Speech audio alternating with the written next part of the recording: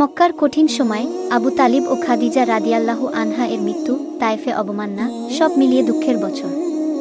তখনই আল্লাহ রাসূলুল্লাহকে এক অনন্য অলৌকিক সফরে নিয়ে গেলেন।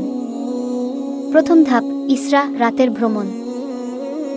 এক রাত মসজিদুল হারাম থেকে রাসূলুল্লাহকে বুরাক নামের এক বিশেষ সাদা প্রাণীতে করে মসজিদুল আকসা পর্যন্ত নিয়ে যাওয়া হয়। সেখানে তিনি পূর্ববর্তী নবীদের ইব্রাহিম, মুসা, ঈসা ইমামতি করে নামাজ পড়ান। এই ঘটনাই প্রমাণ করে সব নবীর নেতৃত্ব শেষ নবীর হাতে। দ্বিতীয় ধাপ, মিরাজ, আসমানে ভ্রমণ। তারপর তিনি জিবরাইল আলাইহি ওয়াসাল্লামের সাথে আসমান পেরোতে থাকেন।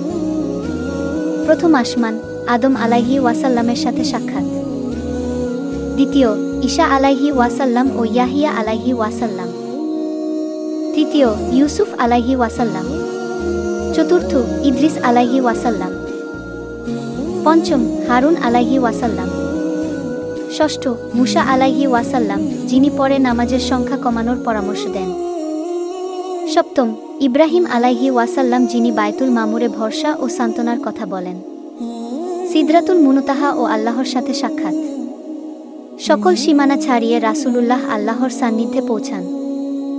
সেখানেই 5 ওয়াক্ত নামাজের ফরজ ঘোষণা হয়।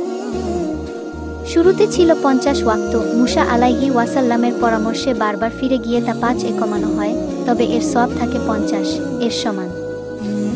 অলৌকিক দিক, এই পুরো সফর হয়েছিল এক রাতেই, আর সকালের আগে তিনি ফিরে আসেন। মক্কার কাফেররা বিশ্বাস করেনি, কিন্তু যখন তিনি মসজিদুল আকসা ও পথে দেখা কাফেলাদের সঠিক বর্ণনা দিলেন, সাহাবারা দুভাবে ঈমান আনন। প্রিয় ভিউয়ার, ভিডিওটি ভালো লাগলে লাইক, কমেন্ট, শেয়ার করে চ্যানেলটি সাবস্ক্রাইব করার অনুরোধ রইল। এমন সব ভিডিও চ্যানেলটিতে প্রতিদিন আপলোড হচ্ছে। প্রতিদিনের ভিডিও প্রতিদিন পেতে চাইলে সাবস্ক্রাইব করে পাশে থাকা বেল আইকন প্রেস করে রাখুন।